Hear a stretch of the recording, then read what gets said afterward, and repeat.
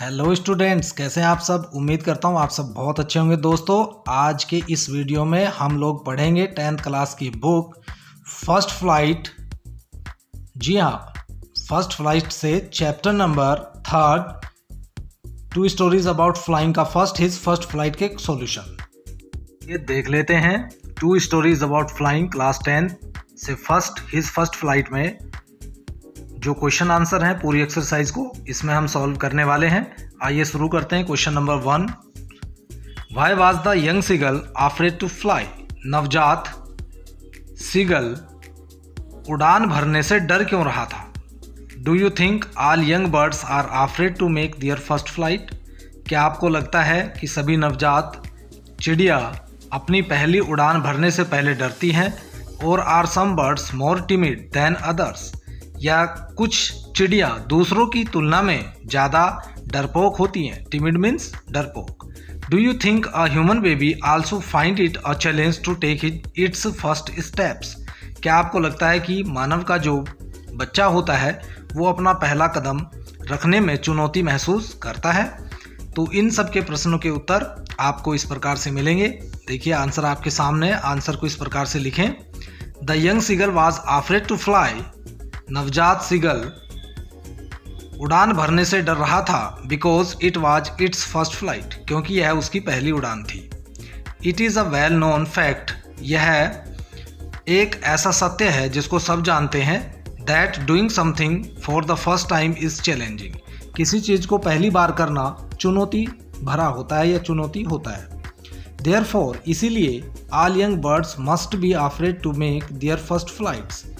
सभी नवजात चिड़िया अपनी पहली उड़ान भरने से पहले भयभीत रहती हैं। Similarly a human baby would also find it a challenge to take its first step. तो इसी के समान मनुष्य का जो बच्चा होता है वो भी इसको चुनौती मानता है अपना पहला कदम उठाने को। तो इस प्रकार से आंसर आपको समझ में आ गया होगा। चलिए क्वेश्चन नंबर 2 देखते हैं। The sight of the food maddened him. भोजन के दृश्य ने उसको पागल बना दिया। What does this suggest. यह क्या सुझाव देता है। What compelled the young seagull to finally fly. देखिए क्या परेशानी नवजात सीगल के सामने थी जो अंत में उसने उड़ान भरी। तो आंसर इस प्रकार से होगा। The young seagull was very hungry. नवजात सीगल बहुत ही भूखा था। It was this hunger that ultimately compelled it to fly. इसी भूख की परेशानी के कारण अंत में उसको उड़ान भरनी पड़ी। Its hunger only intensified when it saw its mother tearing at a piece of fish that lay at her feet. उसकी भूख को बढ़ावा मिला जब उसने देखा कि उसकी माँ अपने पैरों में दबाकर मछली का टुकड़ा फाड़ रही थी। इट क्राइड टू हर, वह उसको देखकर चिल्लाया। Begging her to get some food, उसने उससे भीख मांगी कि वह उससे कुछ भोजन ला कर दे। When its mother came towards it with food in her beak, जब उसकी माँ अपनी चोंच में खाना दबाकर उसके पास आई। It screamed with joy and anticipation, वह उत्साह और आनंद से चीखने लगा। हाउएवर सी स्टॉप्ड मिडवे, फिर भी वह बीच में रुक गई। It wondered why she did not come nearer, उसको आश्चर्य हुआ कि उसकी माँ उसके नज़दीक क्यों नहीं आती। Not being able to resist और control its hunger and any longer, और ज़्यादा अपनी भूख को नियंत्रित न रख पाने के कारण it dived at the food in its mother's beak, जो भोजन उसकी माँ की चोंच में था उसने उस पर छलांग लगा दी। एट दैट मोमेंट, ठीक उसी पल, his hunger overpowered his fear of the great expanse of sea beneath the cliff. चट्टान के नीचे जो विस्तृत समुद्र बह रहा था उसकी भूख ने उसके डर पर नियंत्रण पा लिया। Finally this plunge was followed by the natural reaction of its body. इस घटना से जो नेचुरल रिएक्शन उसकी बॉडी में हुआ उसके कारण वह टू फ्लाई, उसको उड़ान भरने में मदद मिल गई। Question 3, they were beckoning to him calling shrilly. वो उसको डांट फटकार रहे थे तेज आवाज में चिल्ला रहे थे? Why did the seagull's father and mother threaten him and cajole him to fly? क्यों उसके माता पिता ने उसको भयभीत किया, क्यों डराया, क्यों उसको उड़ान भरने के लिए मजबूर किया? इसका आंसर इस प्रकार से लिखेंगे। The young seagull was afraid to fly. नवजात सीगल उड़ान भरने से डर रहा था। Even when it saw its brother and sister flying, यहाँ तक कि जब उसने अपने भाइयों और बहन को उड़ान भरते हुए देखा। And its parents helping and teaching them, और उसके माता पिता उनकी मदद कर रहे थे, उनको शिक्षा दे रहे थे।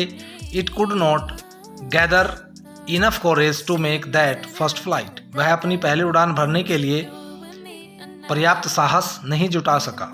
That is why its father and mother were calling to it seriously and scolding it, इसी कारण से उसके माता पिता उसको तेजी से चिल्ला रहे थे उसके ऊपर और उसको डांट रहे थे। They threatened to let it starve on its ledge if it did not fly, वो उसको डरा रहे थे कि यदि वह अपनी उड़ान नहीं भरेगा, चट्टान से नहीं उड़ेगा, तो वह भूखा मर जाएगा। They did so because they wanted it to leave its fear behind and learn to fly, वो ऐसा इसलिए कर रहे थे क्योंकि वो चाहते थे कि वो अपने भय को छोड़ दे और उड़ना सीख जाए।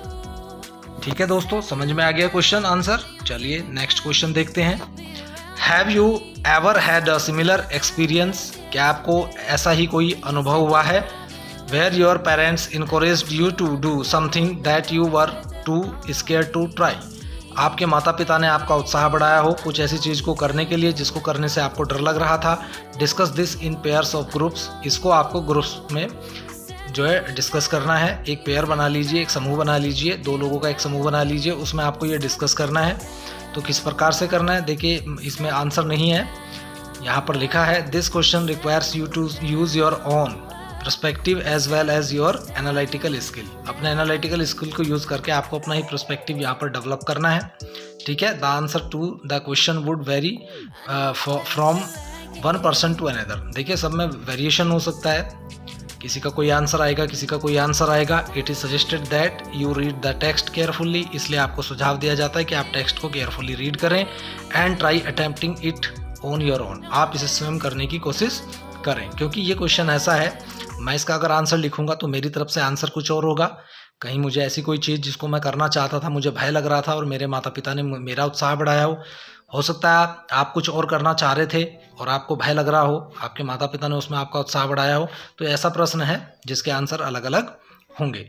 ठीक है दोस्तों, चलिए आगे देखते हैं अगला क्वेश्चन क्या है। In the case of a bird flying, किसी चिड़िया के उड़ान के मामले में it seems a natural act, यह एक प्राकृतिक एक्ट दिखाई पड़ता है।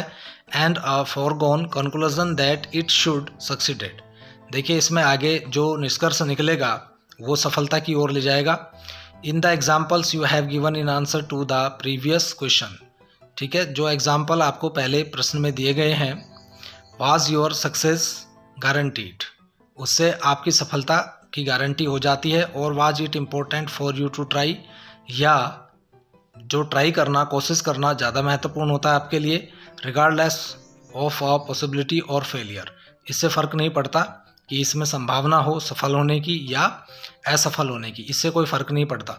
तो देखिए इस प्रश्न का उत्तर भी आपको अपने आप ही करना है। This question requires you to use your own perspective as well as your analytical skill, तो वही बात हो गई है कि आपको अपने एनालिटिकल स्किल को यूज़ करके फिर इसका अपने आप ही आंसर आपको देना है। ठीक है ना, the answer to the question would vary from one person to another, वही अलग अलग उत्तर होंगे सभी के। It is suggested that you read the text carefully and try adapting it on your own, तो आपको फिर सुझाव दिया जाता है कि आप टेक्स्ट को केयरफुली रीड करें और आप खुद ही इस प्रश्न का उत्तर लिखें। तो दोनों क्वेश्चन कैसे हैं, ये स्किल बेस्ड क्वेश्चन है, इसमें आपको अपना स्किल दिखाना है। ठीक है ना, कि किस कार्य को आप करना चाहते थे, फिर उसको करने से आपको भय लग रहा था, तो फिर आपने उसको किया, उसमें आप सफल हुए या असफल हुए, इससे कोई फ़र्क नहीं पड़ता। ठीक है, लेकिन आपने कैसे किया, उसको करने की क्या कोशिश की, ये आपको यहाँ पर बताना है। ठीक है दोस्तों, तो आज के इस वीडियो में बस इतना ही, मिलते हैं फिर अगले किसी और वीडियो में। यदि वीडियो आपको अच्छा लगा तो वीडियो को लाइक कर दीजिए, अपने दोस्तों के साथ शेयर कर दीजिए।